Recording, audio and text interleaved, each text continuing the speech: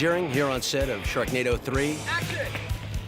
We went so far in the first two movies, there's not a lot of other places left. There's been a Sharknado in Los Angeles. LA is drowning. There are sharks flooding the streets. Second one hits New York.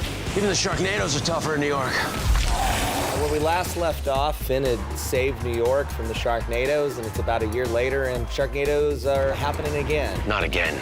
This is the first Sharknado to actually hit multiple states. Nowhere is safe from a Sharknado. You don't know where it's gonna go. They're happening in a lot of places along what we're calling the Feast Coast. I can't believe this. They're everywhere. In the first two films, you needed to be by the water. Looks like the rules have changed. In this one, you start to see that they're creeping inland a little bit more. They start to merge. Merging Sharknadoes? Sharkicane. The action starts in Washington, D.C. I don't think our nation's capital is ready for Sharknado 3. They can't get together on anything in Washington. Finn is getting a medal of commendation for his heroic actions in both Los Angeles and New York. What a lovely man. We get to do a whole bunch of mini movies within our movie. So we're doing basically White House Down with Sharks at the beginning of the film. Nobody attacks my house.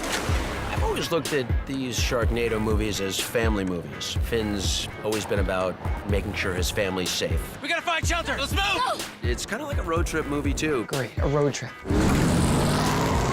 It's really exciting because it's kind of a lot more hectic. His daughter is enjoying spring break at Universal Orlando, so he's got to get there. I'm going to Orlando. And quick. We could just drive you. Let's do it. Bruce, the ride attendant, as soon as he found out that Finn Shepard was going to be coming to Orlando, he should have run screaming from the premises. It's really great to be working down here at Universal Orlando because this is an actual working studio. We're shooting Universal Orlando as Universal Orlando, but I don't think there's any instance of a monster movie where they actually use the theme park as the theme park. There's tons of people around. It's great energy all the time. It's an experience. I went and location scouted it, and we started coming up with all these ideas. It's like, what if the shark is in the loop-de-loop of the roller coaster and it just keeps going up until it finally gets up and grabs the car? So I get to ride some roller coasters and kill some sharks. Have you ever met someone who survived a Sharknado? We shot at the Twister ride. Which should really be named Sharknado Experience, I'm just saying. I get to film being inside of the Universal Globe.